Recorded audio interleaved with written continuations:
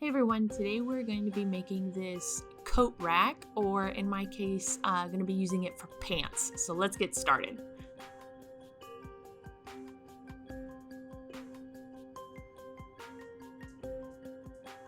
Alright, so I am measuring a 1x6 piece of scrap wood I had. That's what's really nice about this project is I already had all these pieces on hand. Like I said, I'm using a 1x6 and I'm measuring it to 32 inches long. And then for my pegs, I'm going to use this 1¼ inch dowel rod that I had. And I'm cutting it into 4-inch pegs.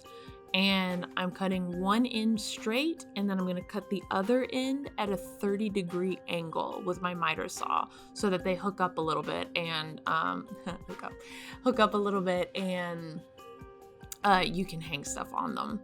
And so like I said, I'm just cutting my 1x6 here to 32 inches, and then I'm cutting 4 pegs out of this dowel rod at 4 inches each, and then cutting them at 30 degrees. So what I do is I cut one straight edge, and then I turn my miter saw to 30 degrees and cut the angled edge. And that way I have the longer length of the dowel, I can hold it instead of trying to cut like little tiny 4-inch pieces.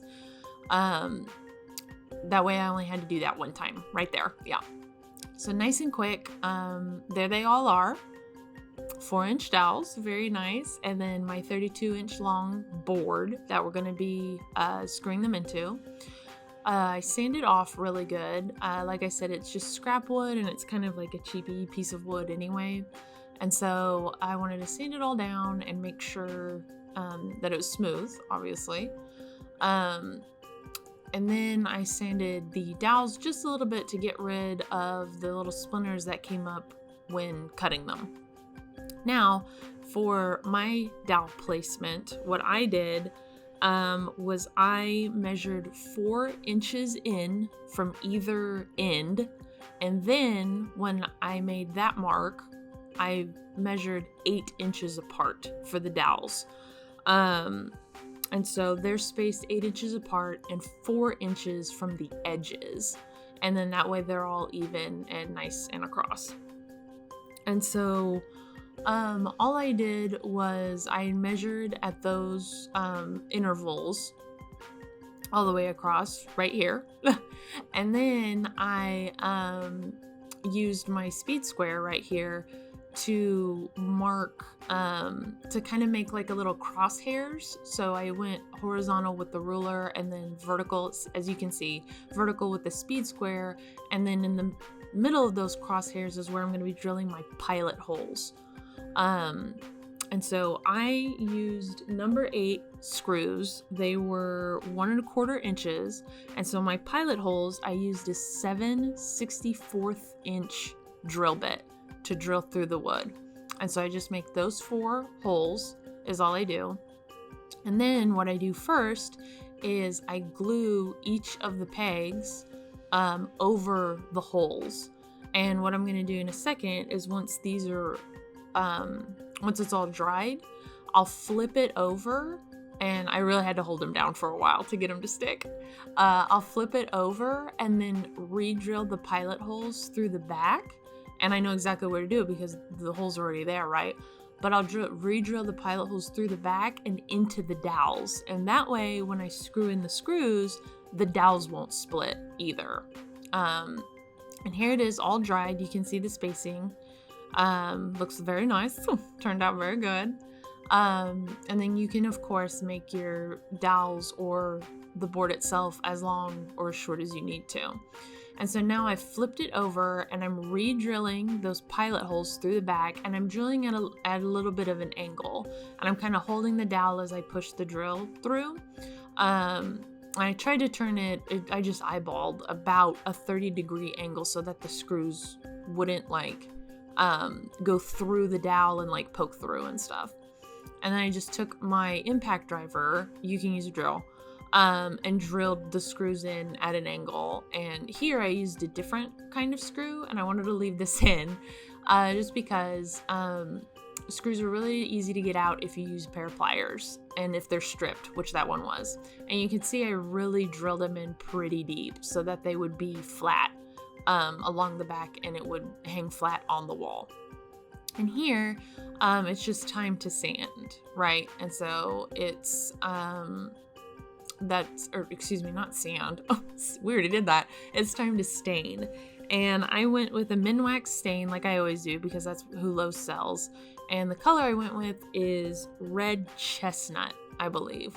And to be honest, a lot of the time, like, stain just kind of looks the same. But it's still nice looking. And so you can paint it whatever you want, stain it whatever you want. I just like stained wood, and it dries quicker for me than paint does. And so I'm just going and like staining all the pegs, staining the tops of them, and then staining the board. I've already done the back at this point. But to get like a little bit extra flair for this thing, because it's kind of boring looking just like this, what I decided to do was tape off the pegs, as you can see with painter's tape. And I taped them off 3/4 of an inch down, and I decided to paint the tips of the pegs gold. And so you can paint them or not. You can paint whatever color you want. I just kind of wanted an excuse to use this gold paint because I had to buy it for another project, and as you can see, it's still really full. And so I didn't use that much for the project. And so now, and metallic paint's kind of expensive. And so now I'm just like looking for excuses to use this paint. And it kind of makes this pegboard a little extra. It gives it a little bit of personality. And so once that's dry, I waited a few hours just for that to dry. I did 2 coats. All that's left is to take off the tape carefully. Metallic paint is pretty thick, kind of like outdoor paint. So you want to be careful about the tape like getting up under there and ripping it off, because it almost kind of turns into rubber a little bit. But here they are all painted. Looks very nice. Now what I want to do is put my hangers on here, and I use Sawtooth hangers. I put the ruler across the back, and so the rulers are 1 inch thick, and I just drew across the bottom of the ruler so that the hangers will be 1 inch down, and I can just nail into that line to hopefully make them more level than if I eyeballed it. And so I'm using 2 Sawtooth hangers. The nails used to put these things in are really, really, really tiny.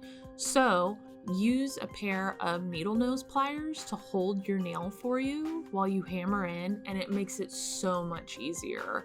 I did this with a previous project, and it like changed my life. And then you won't hit your fingertips. And then you just hammer them the rest of the way once they're in there pretty good, and boom, see?